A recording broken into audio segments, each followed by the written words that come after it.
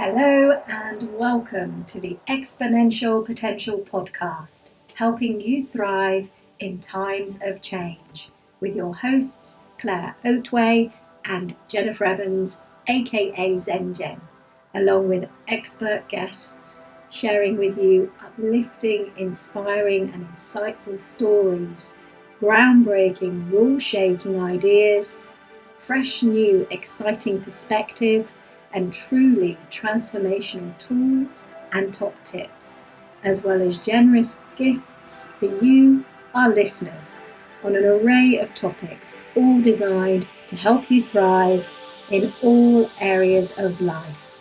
So sit back and enjoy the show. Welcome back. Now, as I said in the last episode, we have split this one over two. There is just too much in here.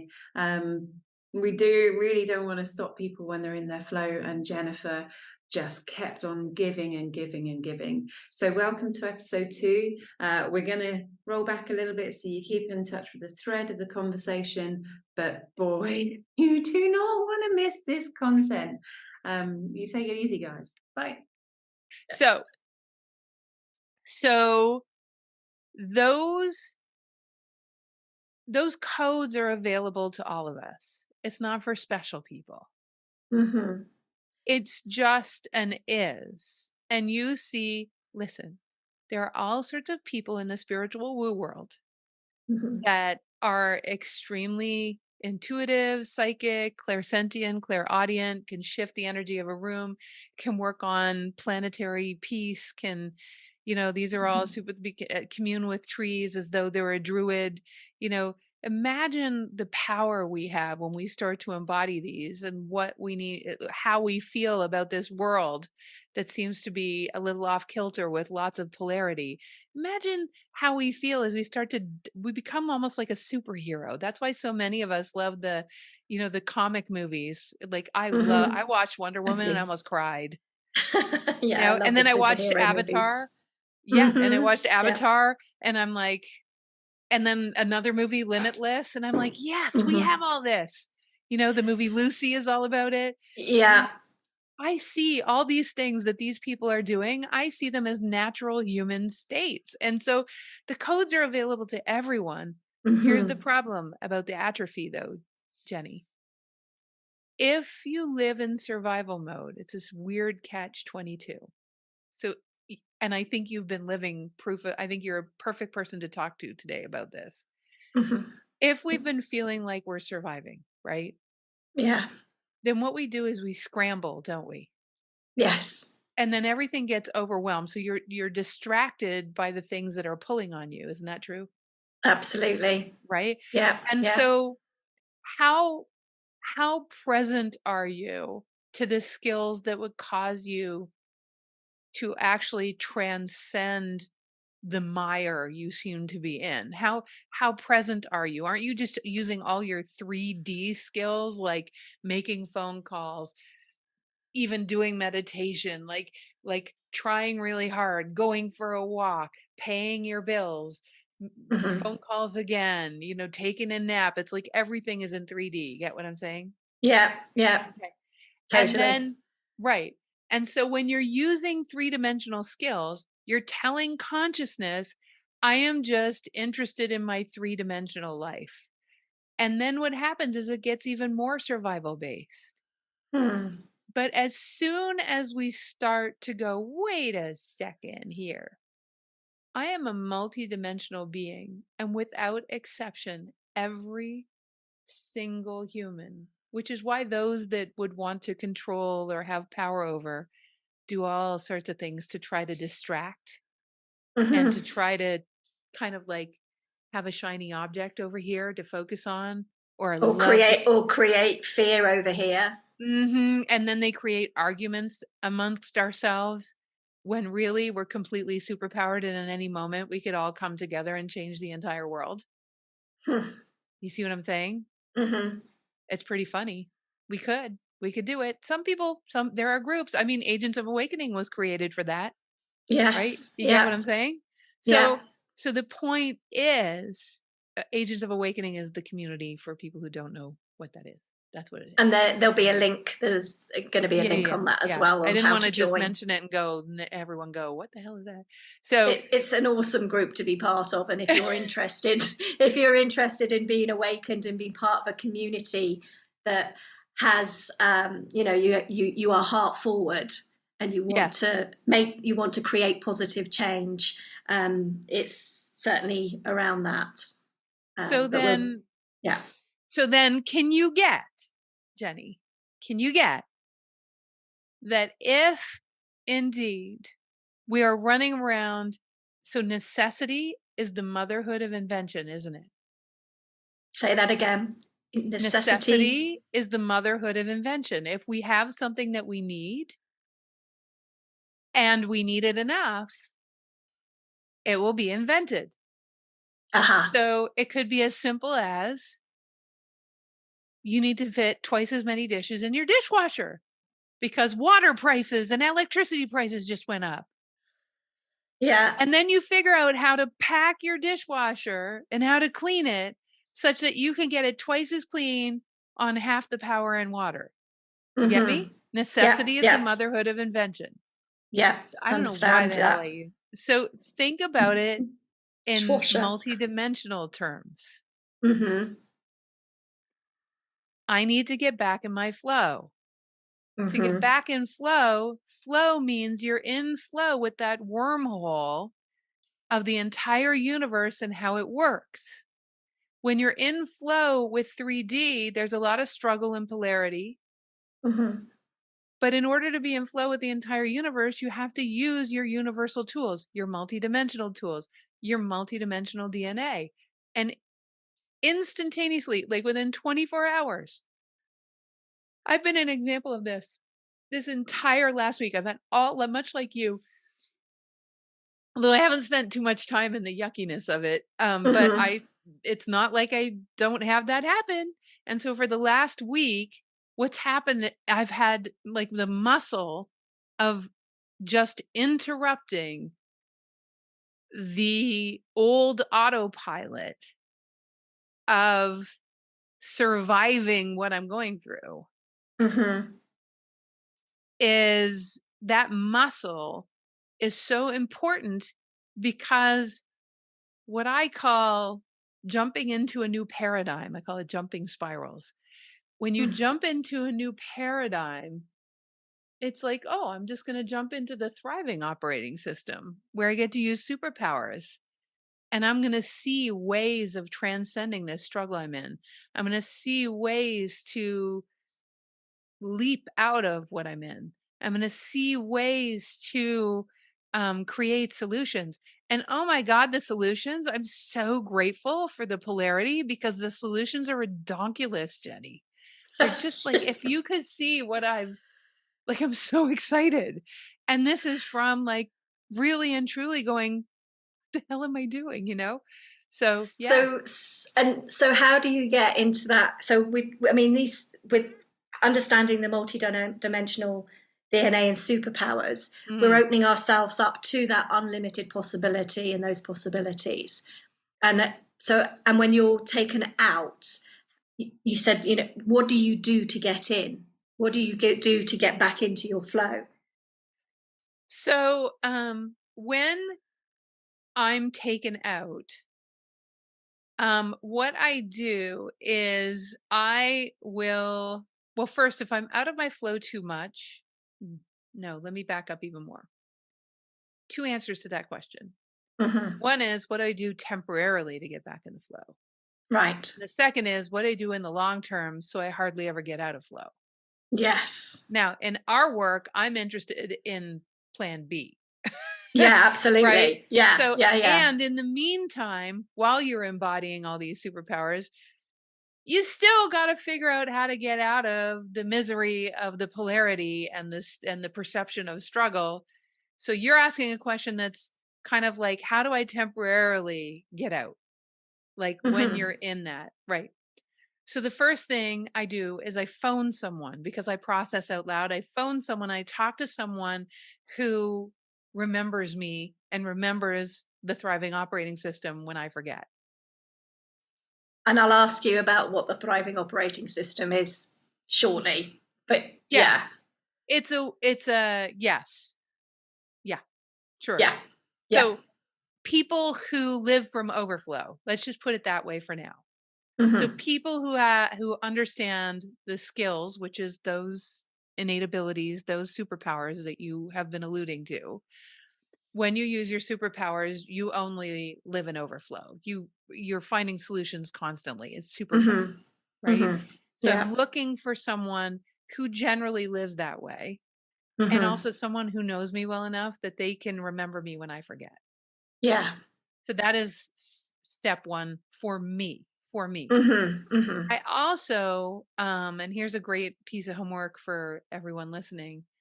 I've made a list of when you're feeling miserable, you can't think of a single thing to do. Yes. That would make me feel right. Because you're too miserable to even think of it. You're not on the radio station where all the good things are. You're on the misery radio station. So I've made a list, and I continue to add to the list, right? So I've made a list of all the things that are, I've made a list. Oh, and so excuse me. My husband is kissing me. Excuse me. Nice to see you, Adam. all our watchers on YouTube will see that. That's lovely. All the watchers on YouTube will see that in the interview. So sorry. No, not at all. No, it's lovely to see you.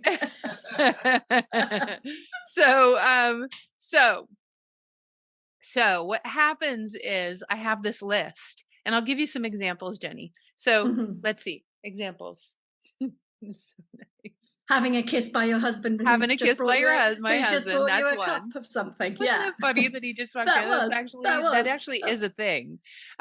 So the next one is going for a walk in the mountains, especially by the river where I live. I love that.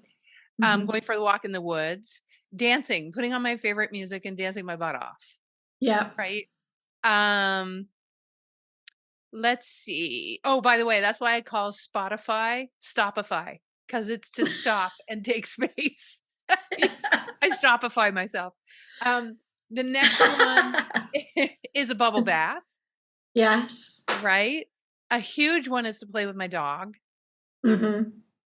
So these are some things that, there's also watching a comedy, some of my favorite comedians. There's also watching, a movie that really inspires me or that tickles me, or a rom-com or something. There are tons of things on my list. And what I do is I go down the list and I kind of check, that's not going to do it. That's not going to do it. That's going to do it. And there's one on the list, Jenny, called Have the Best Worst Day Ever. Okay.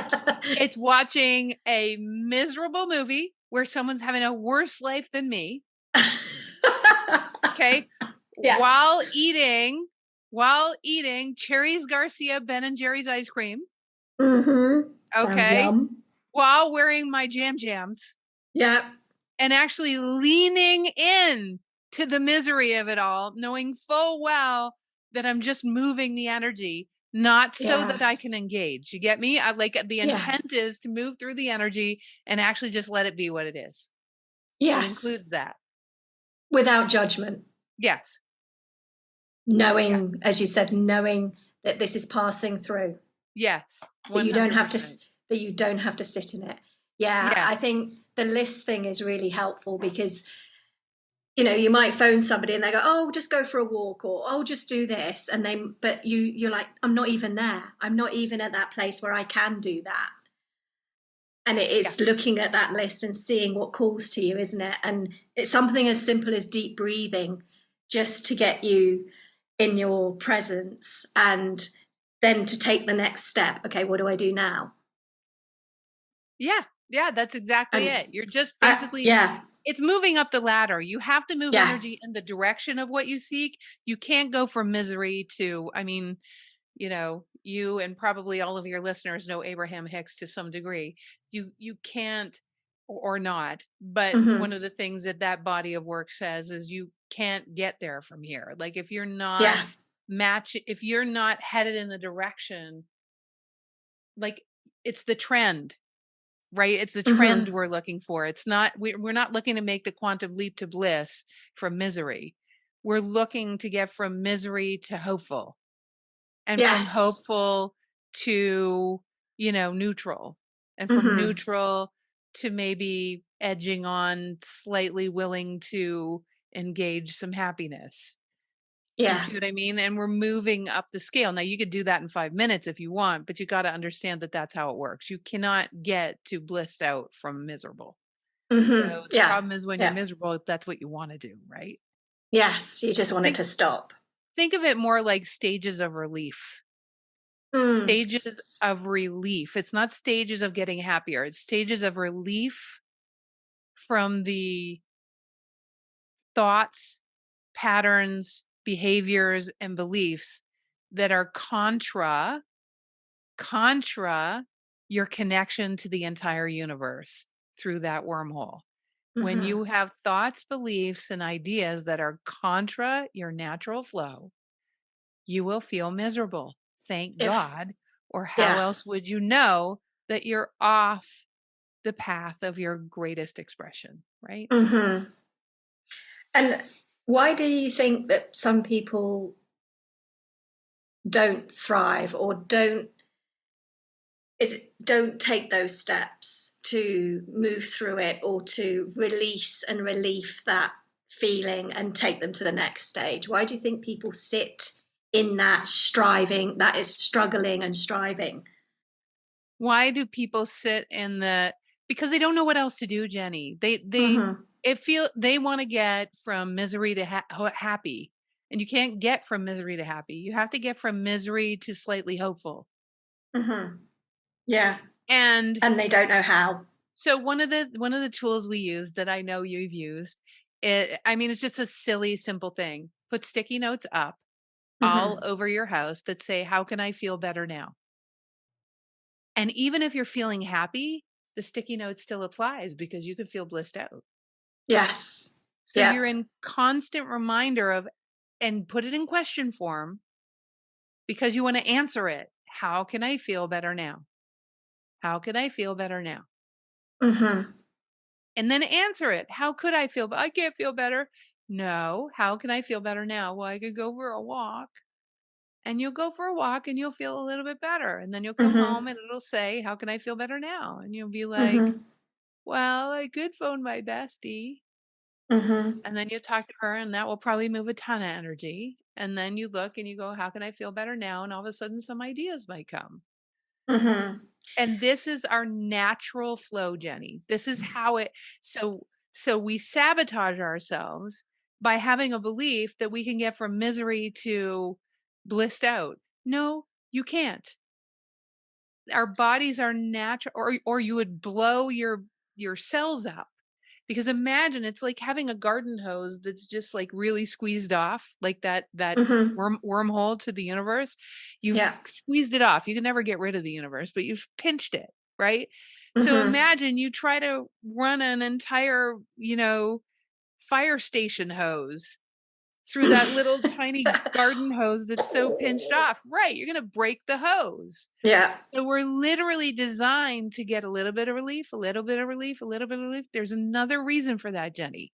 The other reason is because keeping your garden hose, that fire hose, right, moving into that, it actually takes a muscle. It's like getting the muscle to be as flexible, to be like that. There are some patterns of behavior that need to be donned and need to be integrated with, need to be practiced and have experience with in order to stay that open all the time. So, and once you have embodied those, once you have brought those through you, when something happens that doesn't work, when something happens that you're struggling with, it's like having a list of good things to do. You now have a reference point of behaviors that you've actually practiced that you can internally reference and go, oh, I can do this, or oh, I know how that I have some practices that open my hose more. Oh, and as you get the practice, it really, the only response is thank you. I feel terrible. Thank you. Thank you for the communication that I'm not thinking thoughts or connected to beliefs that are actually aligned with the path that consciousness has for me. Thank you. I mean, I want to know that, right? Yes. Now, Yeah. what can I do to feel better now? Yeah, go ahead, Jenny. Yeah. Sorry. And sorry, and our body, those feelings, those emotions, that's Yes, our sort of a very, very powerful guidance, isn't it, for us? it is huge. It's massive. Yeah, totally. So, So I think I was going to ask you, we mentioned earlier the thriving operating system.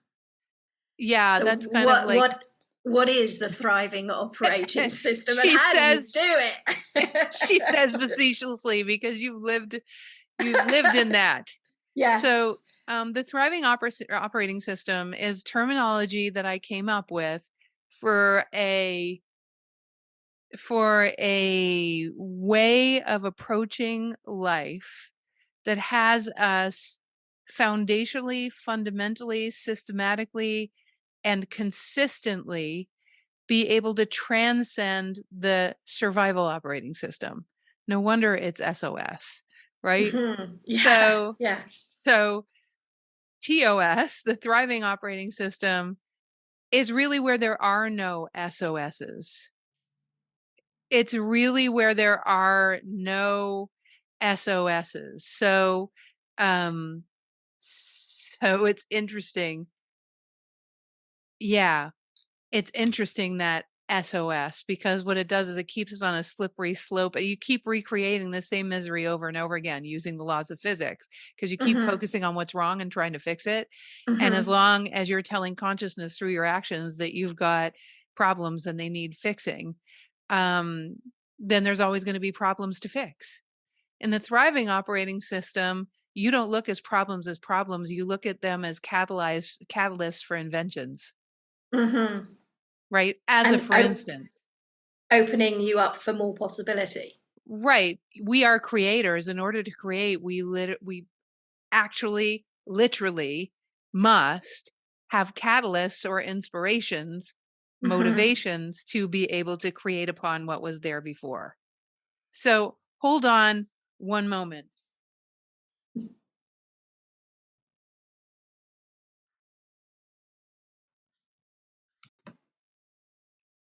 Excellent. So the thriving operating system is really one where not only are we not trying to fix stuff, everything occurs, even the stuff that looks problematic, as thank you. Because everything, instead of coming up to be addressed and analyzed and, um, you know, dove into deeply and all that kind of stuff, it comes up to leave. And most Mm-hmm. people don't address it like it's coming up to leave. They address it like, oh my God, this is an emergency. We have to do something about it. In the thriving operating system, it's not an emergency. It's like, whoa, cool. This is coming up to leave. Yay, more freedom. Yes. Thriving operating system is about creating forward because we're Mm-hmm. creators, right? Yeah. It's not about trying to fix history. You Well, you get me? can't fix it. You can't fix history because it's already happened. It's already happened. All we can do is be inspired by some things that maybe we learned, but Mm-hmm. then we're up for creating something that never existed before. Most people are trying to fix a system that doesn't work anyways. Right now Yes. in the world, there's a lot of opportunity to create solutions that actually are transcendent of anything that we've ever lived, environmentally, monetarily. Look at Health, everything health wise. You know, education. energy medicine is now actually becoming a thing. There's science going into it now. There's Bitcoin. There's all of these things are what I call spiral leaps. When we're in a little survival spiral, Mm-hmm. imagine we leap into a spiral that doesn't even include the same relationship to money that was on the last spiral. You see what I mean? Mm-hmm. So there are opportunities and opportunities. Not that Bitcoin is the answer, but I'm just saying Yes. that came from someone saying, well, I don't want to fix the system. I just want to create something else. Yeah. Create something new. Create And something better. And that's how we're wired. We're actually wired to do that, Jenny. And yet we don't. because because we don't know. That's the thriving operating system. Imagine if the whole, okay, dude, here's my vision. Okay. My vision is, imagine that at least 1 million people, okay, knew the thriving operating system. They actually knew it. They actually embodied it. They didn't need anyone else to change for them to be in their power. They didn't need anything else to change for them to know that they could always find solutions. They were completely, they had a direct line to consciousness to create whatever it was that they desired and to enroll other people in that creation. They were living in their superpowers. So they knew how to move energy and move energy of rooms. They knew how to ask great questions. They knew how to connect with the power of nature. They knew how to do all of these. They knew how to use love. They knew how to ask great questions to move mountains and to get people and to build bridges. Imagine if there was 1 million people on this planet that could do that. Why would we change the world? Yeah, it would. Why would we need a war? We wouldn't need wars. Can you get that? Like wars are for when you don't know how to do that. It's a very three-dimensional, forceful way to, but Yeah. it really, when you have metaphysical powers, it affects everything and everyone. You are moving the earth from the inside out. So but imagine that application in your life with your family or at your work with your boss or whatever it is, if that makes sense. Is that the answer to your question? Did I actually answer your question? I want to make sure. Yes. Okay. Yeah.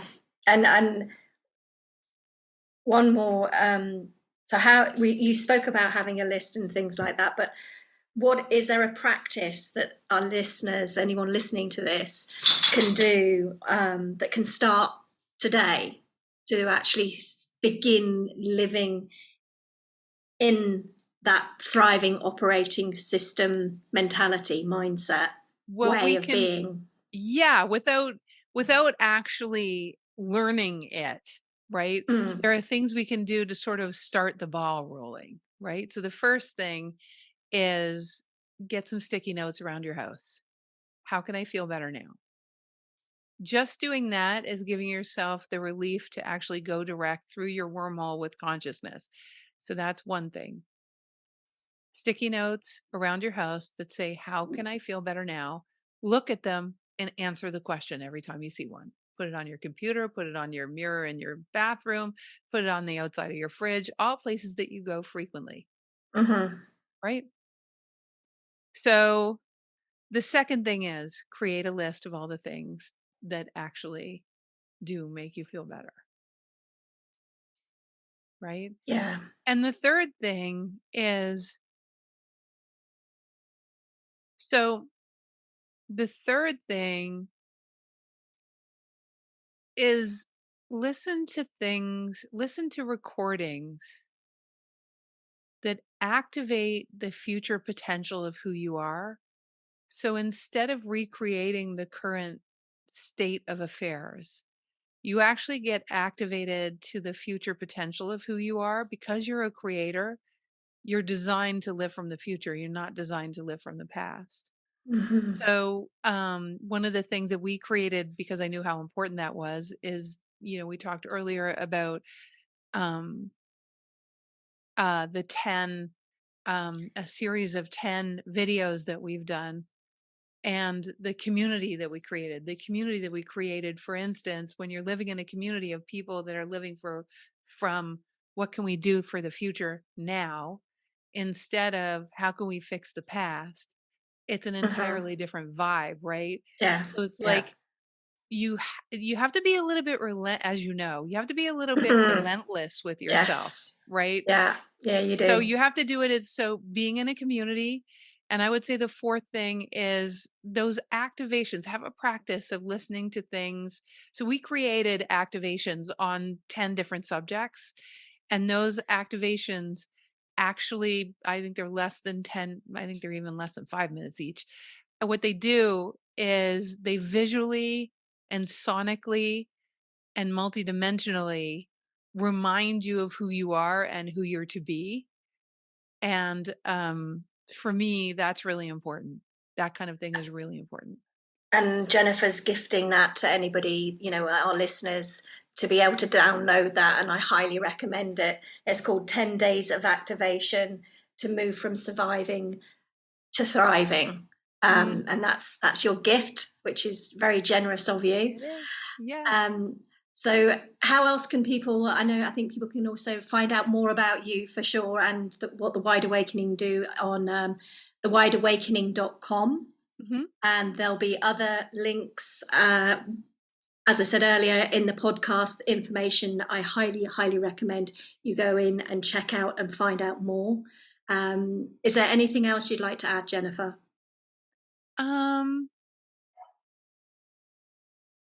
I would say that, to quote someone who's really special to me, her name is Lynette. We have a phrase that's in common, and that is that there's always a way. In physics, when we have an issue, when we have a problem, when the world's a certain way, what's being birthed in physics is thousands of solutions.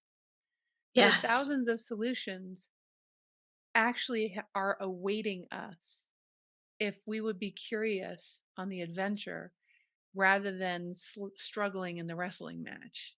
There's no wrestling. Well, there is a wrestling match if you choose to engage it, but there's also an adventure of being in discovery. In physics, when you have a problem, there has to be an equal and opposite, something that actually resolves that.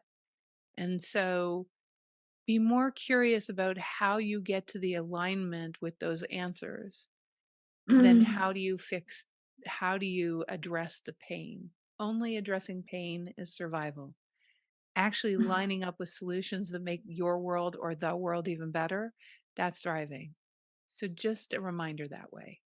Yeah, lovely. That's perfect way to end. Thank you, Jennifer. Thank you so much for your time. Thank you for having me, Jenny. Yeah, thank you. And if you've enjoyed this episode, please like, share, subscribe, and can't wait to see you till next time. Take care. Bye-bye. Thank you for listening. We'd love to hear your comments and feedback. And if you've enjoyed it, please click on that subscribe button, give us a thumbs up, and feel free to share. Join us for our next episode of the Exponential Potential Podcast. Ignite your potential and thrive in times of great change.